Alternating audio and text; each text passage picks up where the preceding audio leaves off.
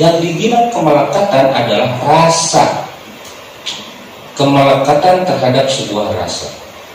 Kalau barang, satu contoh, pada saat orang mau mengalami fase mulai kejati mulang ke asal atau disebut kematian, melewati gerbang kematian, itu kan satu-satu dilepas. Dari mulai kaki katanya gitu ya. Ya iya, orang lagi sakit siapa yang mau jalan, malas jalan juga, lepas gitu. Kemudian naik ke perut, orang sakit mana yang enak makan ya, jadi udah nggak mau apa-apa lagi. Naik lagi ke hati katanya, ke dada ini.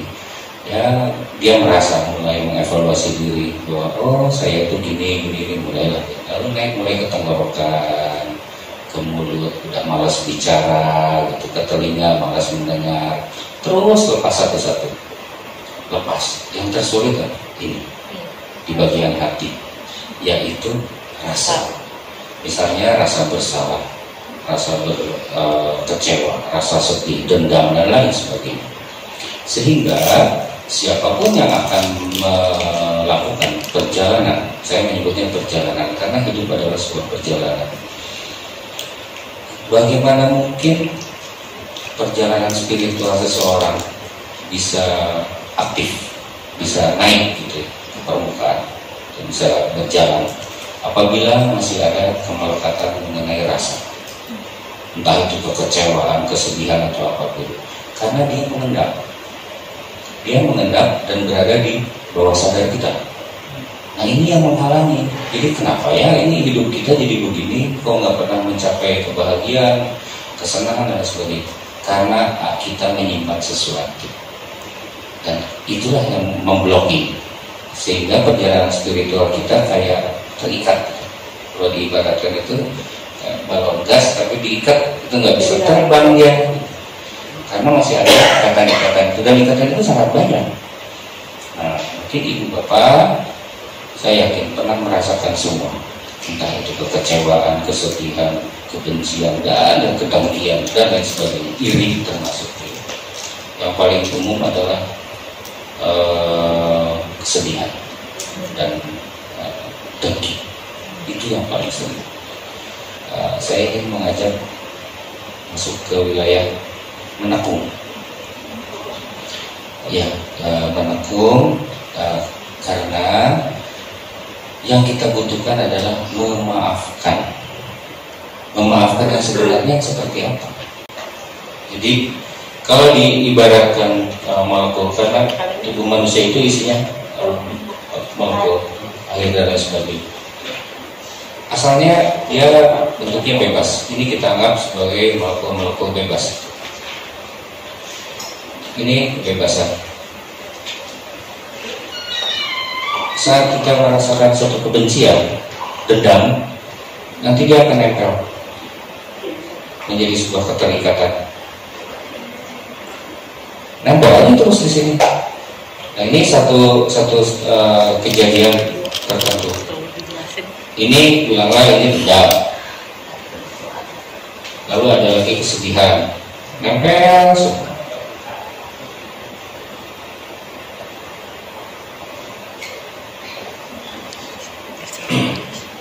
Yang normal itu yang ini yang benar, seharusnya begini. Tubuh kita ini harusnya begini. Nah, apa yang disebut dengan memaafkan adalah mengurai. Nah, ini harus kita urai. Jadi yang dibilang memaafkan adalah mengembalikan kepada posisi ini, ke posisi semula. Ini pasti kita dalam keadaan nyaman. Nyaman, damai, intinya enak gitu.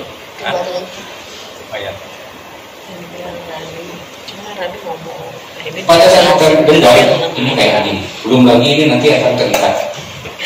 Ini juga akan terikat. Coba berapa banyak yang kita kumpulkan yang seperti ini. Jadi penyakit. Ini jadi penyakit, entah itu kanker, entah itu stroke dan lain sebagainya. Jadi hampir semua yang berasal, kan manusia semuanya dari sini ya. Ya, sedangkan otak itu sifatnya adalah menerima rangsang. Otak menerima rangsang, lalu dia bekerja, dan ketika dia bekerja, dia lalu memerintahkan seperti apa yang kita inginkan. Itu kelakuannya otak. Jadi ketika ada keinginan tertentu, otak mulai bekerja. Nah, ketika kita merasakan kekecewaan dengan, karena ini kan ada di wilayah rasa. Itu sebetulnya ada ini dendamnya ya. Ini persoalan rasa, ini kimia tubuhnya. Jadi ini adalah kimia, faktor kimia tubuh. Terjadi seperti ini. Nah, yang disebut dengan memaafkan adalah setelah kita terberai, jadi memaafkan itu pada diri kita sendiri. Maafkan dulu. Nah, ini ada di bawah sadar kita. Itu memaafkan, dia harus terberai, lepas lagi, lepas. Kenapa ada orang yang susah meninggal?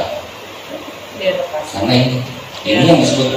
Nah, ini titik-titik ini yang disebut dengan kemelekatan. Jadi bukan kemelekatan terhadap benar, barang, apa, bukan itu nggak ada urusannya. Kita harus mampu melepaskan ini.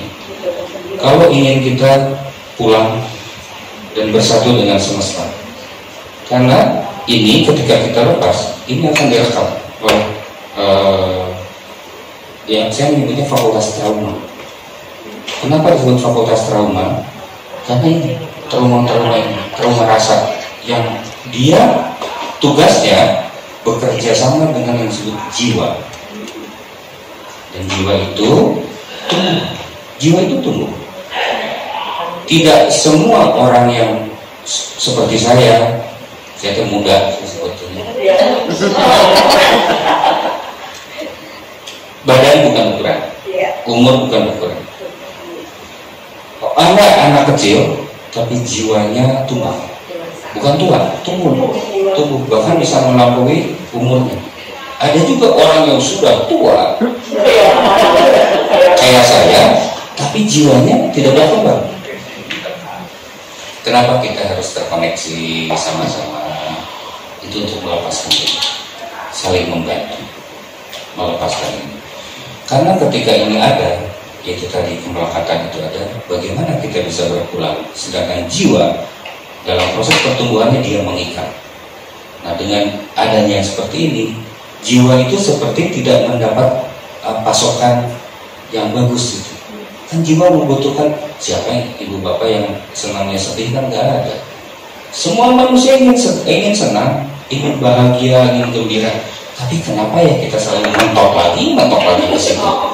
Sebelum kita menghentikan itu, coba selesaikan dulu dengan diri sendiri. Ini yang dimaksud dengan ayo selesaikan dulu dengan diri sendiri. Pada saat diri sendiri sudah selesai, semua akan berjalan dengan nyaman. Kenapa? Karena semesta pun begini. Semesta begini. Semesta itu tidak mengenal proses yang kayak begini. Enggak. Dia tidak kenal dendam, dia tidak kenal kesedihan. Enggak. Kesalahan kita. Nah, inilah kumpulan-kumpulan data yang terekam yang nantinya saya menyebutnya sebagai fakultas trauma. Iya, biar ilmiah tuh. Kalau nggak ilmiah, nanti disangkanya saya ngarang. Coba selesaikan ini, kemudian apa yang disebut dengan rasa? Rasa adalah perubahan sistem kimia tubuh kita. Itu rasa. Jadi kalau ditanya rasa itu apa? Ya perubahan kimia pada tubuh kita. Kalau kimianya gembira, ya kalau rasanya gembira berarti kimianya juga bagus. Itu sebabnya orang yang sakit, orang yang luka, ketika dia bahagia, gembira, pasti lukanya cepat sembuh. Ketika orang merasa sedih atau susah, lukanya akan lama untuk sembuh. Kemarin ada mbak siapa yang kena cancer. Itu dengan semua satu saya yakin dia sudah mencapai tingkat memaafkan. Itu ke satu. Kedua, dia masuk ke dalam berpikir positif. Artinya semangat hidupnya selalu tumbuh, itu selalu ada. Dan dia yang paling penting lagi semangat yang luar biasa bahwa saya masih berguna dan saya masih dibutuhkan untuk kehidupan itu memicu semangat. Tapi intinya adalah cinta kasih. Cinta kasih yang pertama adalah pada diri pribadi, diri kita. Kita harus sayang sama badan kita. Kadang-kadang kita tuh tidak sayang sama badan kita, dipakai kerja mati-matian, dihajar terus, giliran udah rusak badannya. Itu kan badan hanya seperti kerbau. Pernah lihat penggambaran tahu dia naik kerbau, kemudian dia bawa seruding biasanya. Lalu pernah lihat juga anak kecil di kita, nah itu juga pengembala, dia naik kerbau. Lalu ada pepatah seperti kerbau disosok hidup. Maksudnya apa ya? Kenapa harus kerbau? Kan ada gajah, ada gorila gitu, ada sapi banyak. Kenapa? Tubuh kita ini mirip kerbau. Itu kitab suci saya. Karena kitab suci saya tidak ada percetakan. Enggak, beneran, serius. Dan perlu proses. Makanya salah satu kitab suci saya adalah satu butir beras. Satu butir beras hingga galaksi-galaksi. Itu kitab sucinya saya. Nggak lupa itu. Dan kembali kepada soal pemelekatan ini, ketika kita akan mulai kerja timbul asal atau meninggal dunia, ini harus selesai dulu. Biarkan ini terulang. Dan itu yang tersulit. Nah, itu ada caranya, yaitu melepaskan itu semua. Bagaimana ibu bapak bisa mencapai naik ke tingkat spiritualitas yang lebih tinggi, pencapaian spiritualitas, jika masih ada yang seperti itu? Nah, kita selesaikan. Nah, sampai sini dulu ada yang bertanya kan? Mudah-mudahan saya nggak seperti dosennya. Silakan. Proses untuk dari meditasi kita sampai ke menepuk, prosesnya sama aja atau bagaimana? Ada sedikit sama, tapi banyak bedanya.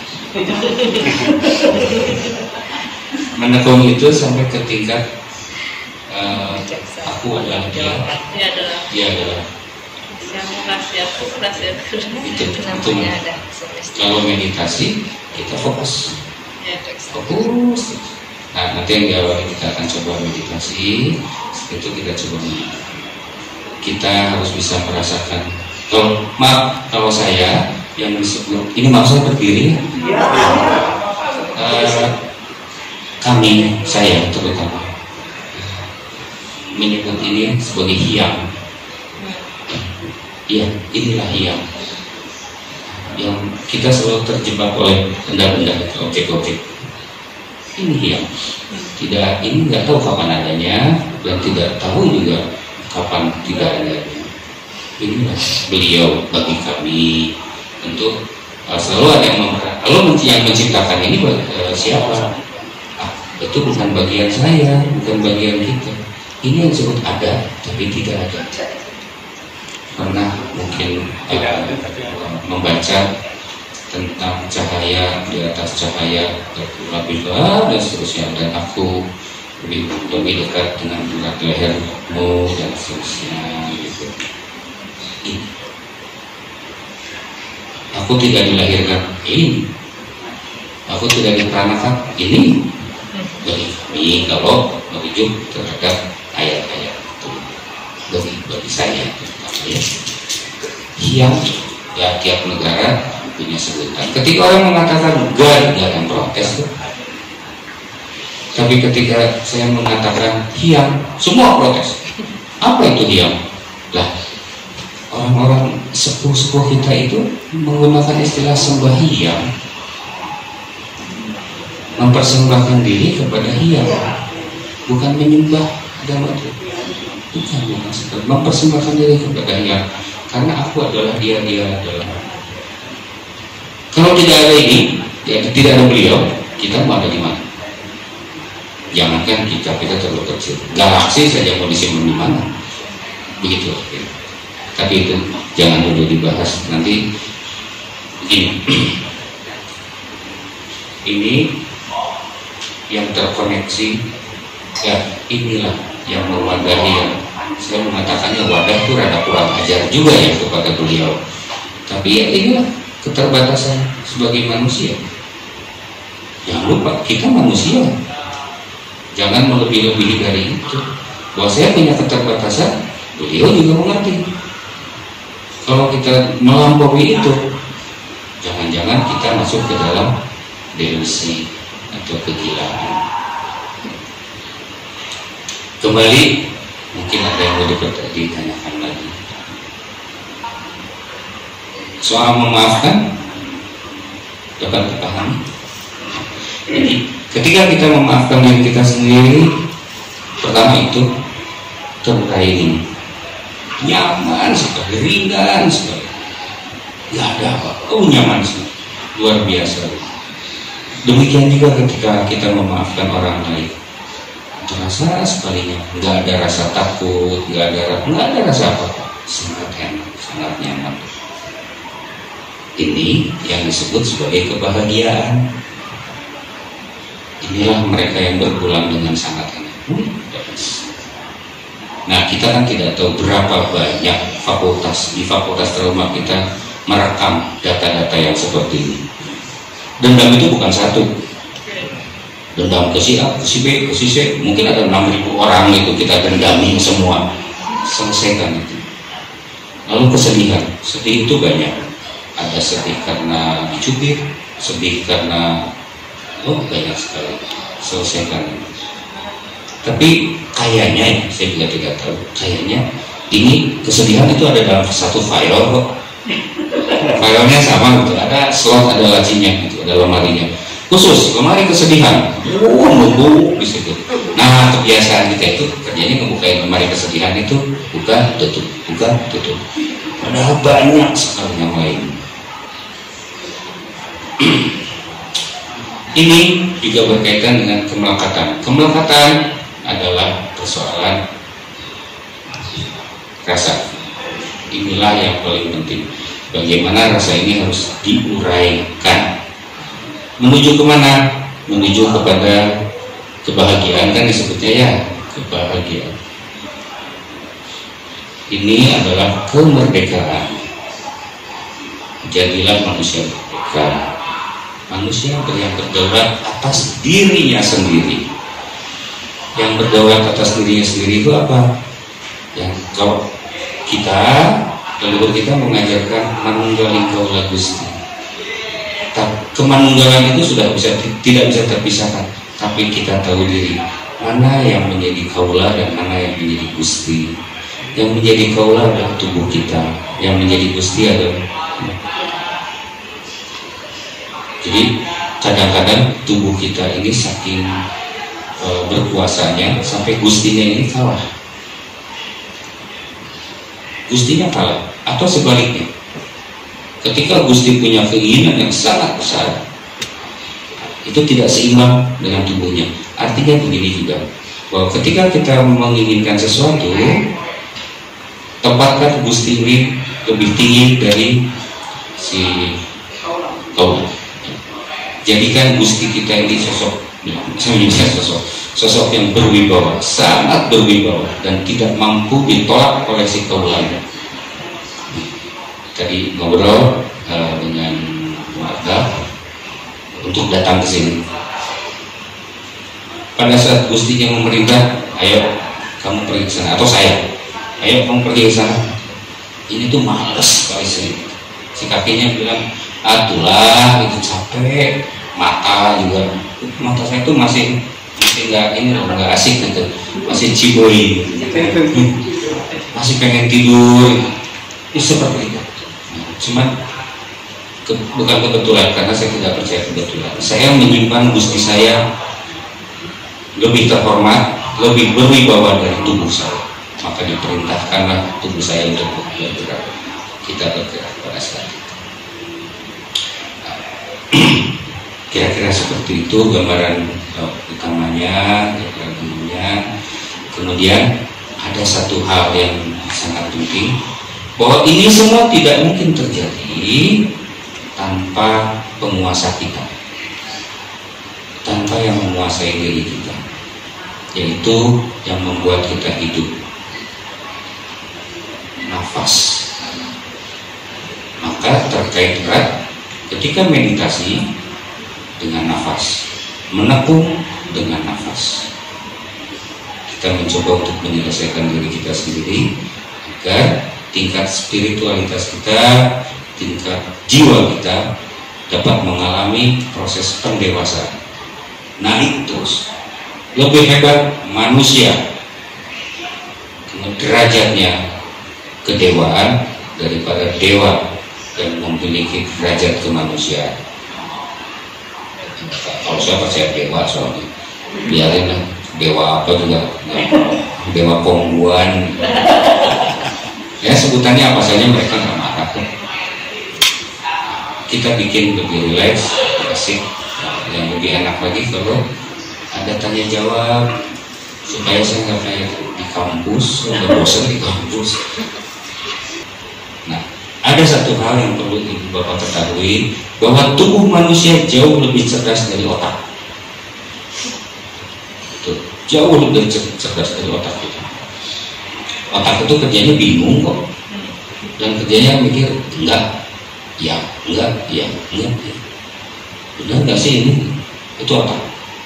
Tapi kalau badan luar biasa cerdas. Hanya kecepatan dari sistem sinaps, synaptic system itu, atau sistem neurotransmitter juga terkait dengan neurotransmitter. Contohnya begini, pada saat kita dicubit, itu yang kena duluan ini. Ini dalam waktu 0,0 sekian detik, dalam waktu 5.000 km per detik, dia terkirim ke otak bahwa itu sakit loh gitu. Tapi yang sakit sebetulnya bukan otaknya, tetap aja tangannya, hanya otak menerjemahkan bahwa itu sakit. Contoh sekarang, saat kita bertemu begini, otak kita kan kebingungan, tapi badan saya mengenali ibu bapak semua. Badan saya memang sekali. Yang kebingungan otak saya, ini siapa ya, kayaknya dulunya pernah ketemu atau kayaknya nggak ketemu, mustahil padahal nggak pernah ketemu. Kita pernah ketemu kok, karena kita membawa rekaman data pada kehidupan kita di masa lalu, entah kapan. Data dinosaurus itu masih ada di badan saya, ibu bapak juga sama, hanya zaman sudah berbeda. Data yang aktif kebanyakan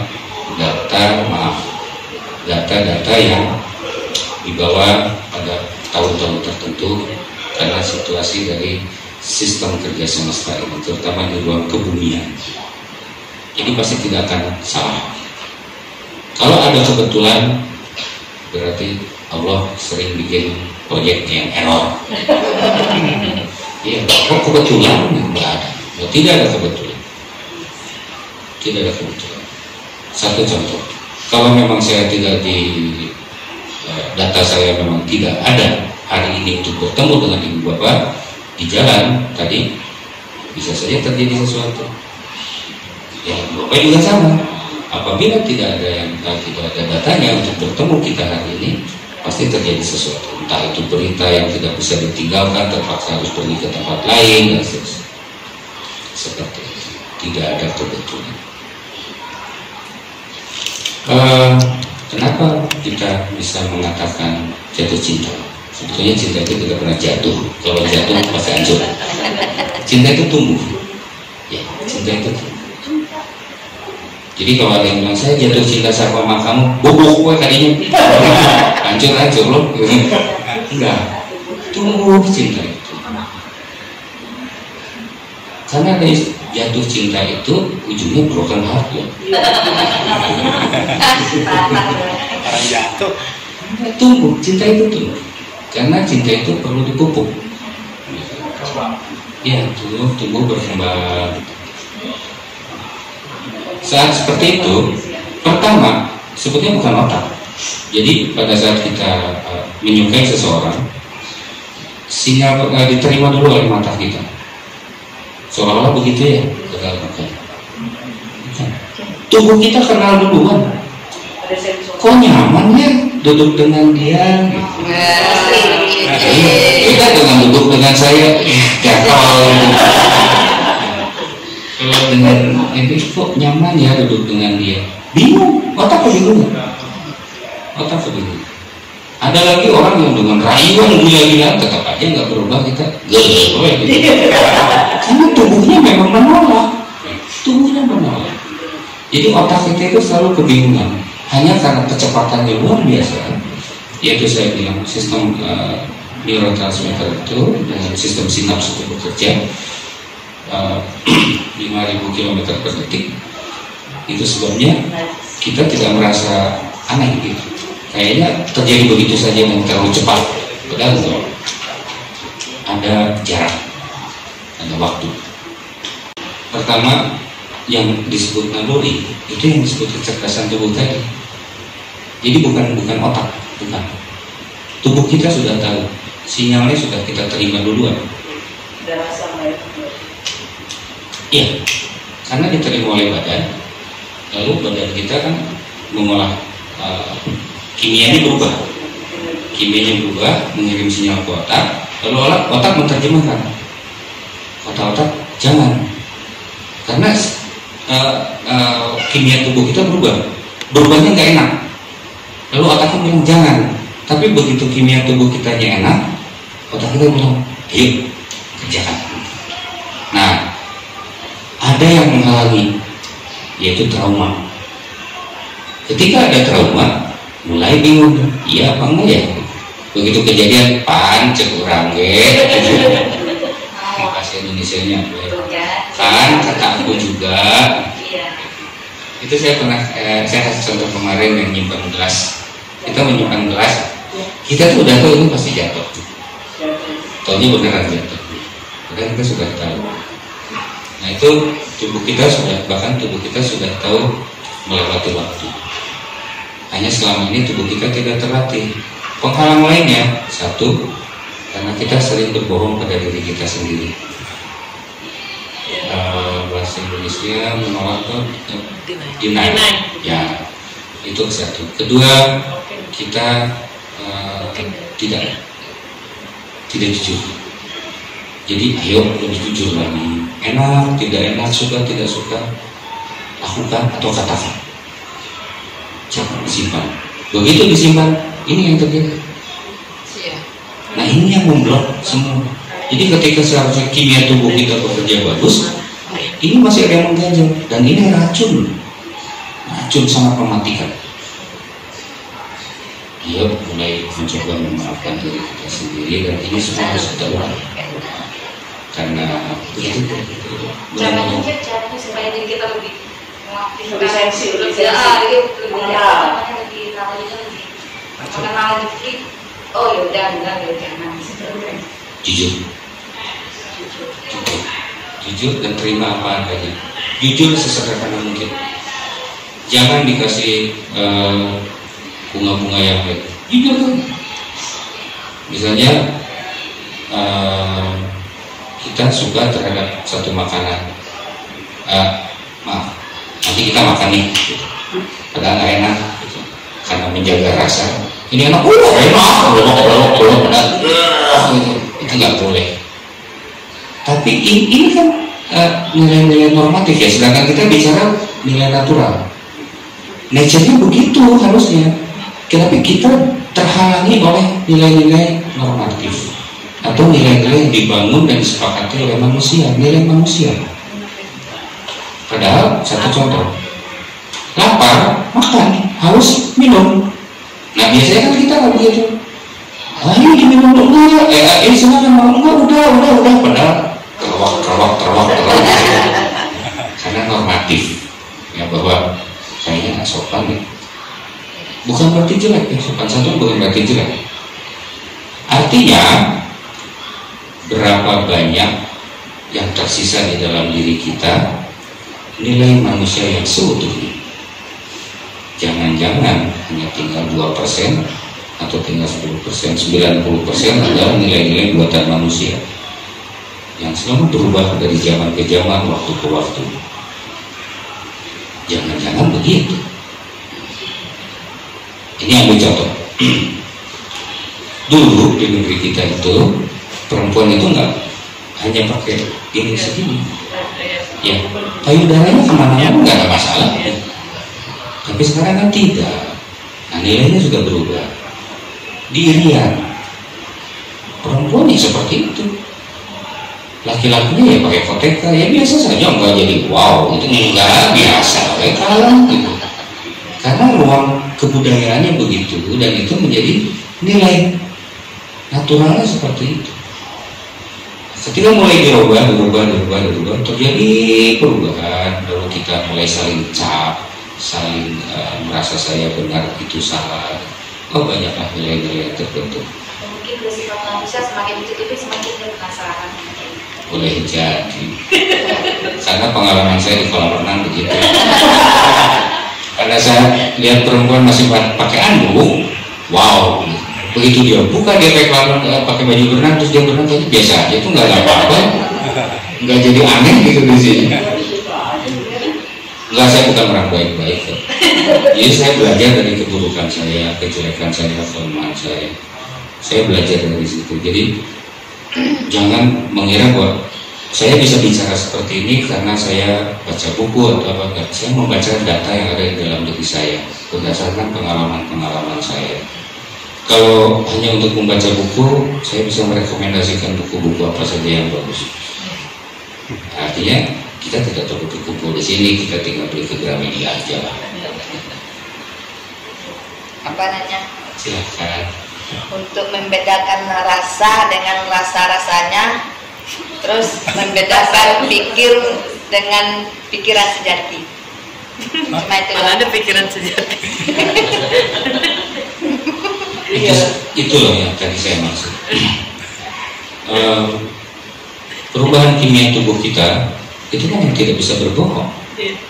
Sama sekali dia tidak bisa berbohong karena kecerdasan tubuh kita itu sangat cerdas, luar biasa sekali. Mau dibuktikan gampang, tinggal lihat saja kuku. Dia bisa tumbuh dengan begitu bagus, gitu ya. Nggak ujung-ujung hari ini dipotong, besok pagi ulur, ya 4 meter gitu. Kan tidak begitu. Sangat cerdas, luar biasa sekali. Tubuh kita mampu merasakan panas, merasakan dingin, dan lain sebagainya. Nah, dari kecerdasan tubuh inilah yang disebut dengan rasa. Ketika diterjemahkan ke otak, itu yang disebut perasaan. Begitu. Nah, perasaan ini suka ngawur. Kadang-kadang dilebih-lebihin sama dia, biasa kelakuan otak kan heboh. Ditambah-tambah, dimulai menghujat, ini sih gara-gara ini, mulai cari masalah dia. Padahal awalnya cuma panas, lalu dia merubah kimia tubuh kita dan merasa kepanasan, udah selesai begitu. Nah, ketika dia naik ke otak kita, mulai naik sebetulnya perasaan. Kalau ingin kita mengetahuinya, coba kembalikan ke yang awal. Oh iya ya, kimia tubuh saya berubah. Termasuk orang berbohong. Ada seseorang berbohong. Sebetulnya kimia tubuh kita udah tahu. Sudah tahu ini bohong. Tapi karena otak kita mulai bekerja, mulai dia membuat penipuan. Enggak bohong, masa orang pakaiannya seperti begini bisa bohong gitu. Otak itu kelakuan. Tapi tubuh tidak akan pernah bisa bohong.